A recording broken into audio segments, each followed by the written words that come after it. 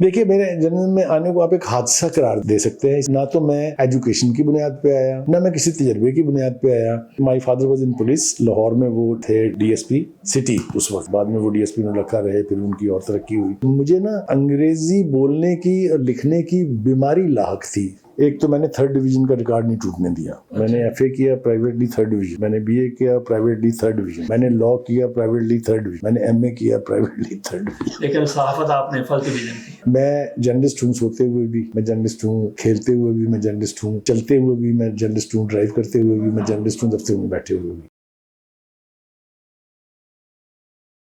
اچھا بخاری صاحب, آپ کے والد پولیس سروس میں تھے اور آپ جرنلزم میں آ گئے, تو کیسے آغاز کیا اور پھر اردو سے انگریزی جرنلزم میں کیسے گئے؟ دیکھیے میرے جرنل میں آنے کو آپ ایک حادثہ قرار دے سکتے ہیں, اس لیے کہ نہ تو میں ایجوکیشن کی بنیاد پہ آیا, نہ میں کسی تجربے کی بنیاد پہ آیا. ہوا یہ کہ my father was in police. Lahore میں وہ تھے ڈی ایس پی سٹی اس وقت, بعد میں وہ ڈی ایس پی میں رکھا رہے, پھر ان کی اور ترقی ہوئی.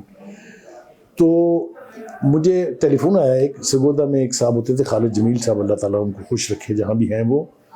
انہوں نے فون کیا مجھے, انہوں نے کہا یار تو چائے پینے کے لیے آ میرے پاس. میں نے کہا کہاں ہیں آپ بھائی؟ اس نے کہا میں سیاست اخبار میں ہوں.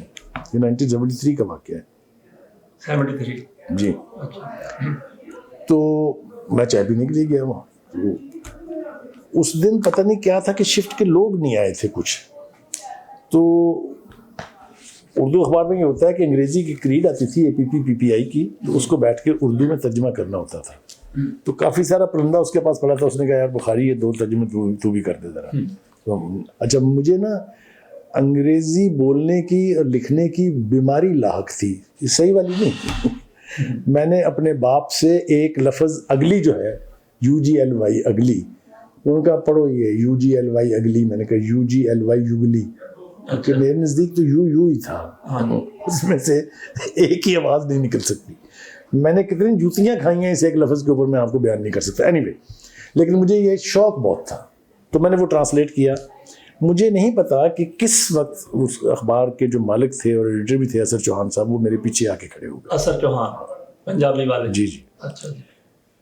تو میں نے وہ ایک کی, پھر اس کے بعد دوسری کی, وہ پیچھے کھڑے دیکھتے رہے. مجھے نہیں پتا, جب میں وہ ان کو دینے لگا نا جی خالد کو, میں نے کہا یار دیکھ ذرا, تو وہ میرے ہاتھ سے انہوں نے چھین لی پیچھے سے. انہوں نے تھوڑی دیر کے لیے دیکھا, انہوں نے کہا کاکا کی کرنا ہے تو؟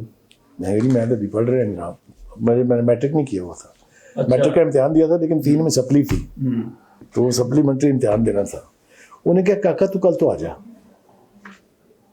اب ہم بڑے عجیب پریشانی میں, اور ظاہر خالد جمیل چونکہ دوست تھا, اس نے بھی کہا یار تو آ جا, کوئی بات نہیں.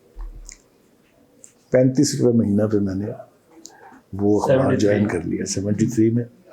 اور جب میں نے گھر جا کے بتایا تو والد صاحب ظاہر ہے قہر آلود تو تھے ہی, لیکن انہوں نے کہا ایک بات سن لیں, آج کے بعد نہ ہم تم سے کچھ لیں گے اور نہ تمہیں کچھ دیں گے. اچھا.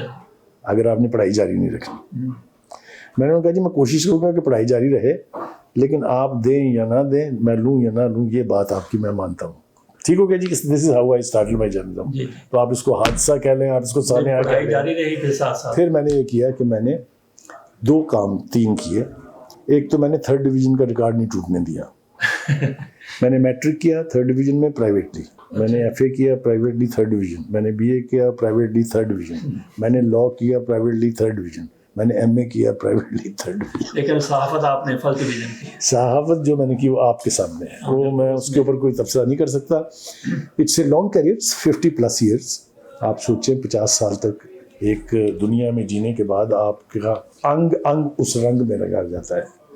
میں جرنلسٹ ہوں, سوتے ہوئے بھی میں جرنلسٹ ہوں, کھیلتے ہوئے بھی میں جرنلسٹ ہوں, چلتے ہوئے بھی میں جرنلسٹ ہوں, ڈرائیو کرتے ہوئے بھی میں جرنلسٹ ہوں, دفتر میں بیٹھے ہوئے بھی. میں سمجھتا ہوں کہ جو صحیح جرنلسٹ ہیں ان کے پاس اور کوئی کام کرنے کا وقت ہی نہیں ہوتا. اور جرنلسٹ وہی ہے جو 24 گھنٹے ڈیوٹی پر ہے.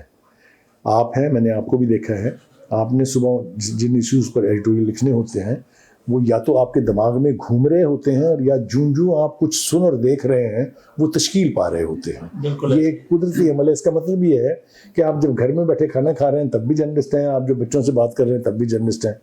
یہ ایک کیفیت کا نام ہے جو اللہ کی طرف سے ودیعت ہوتی ہے, چھینی یا خریدی نہیں جا سکتی.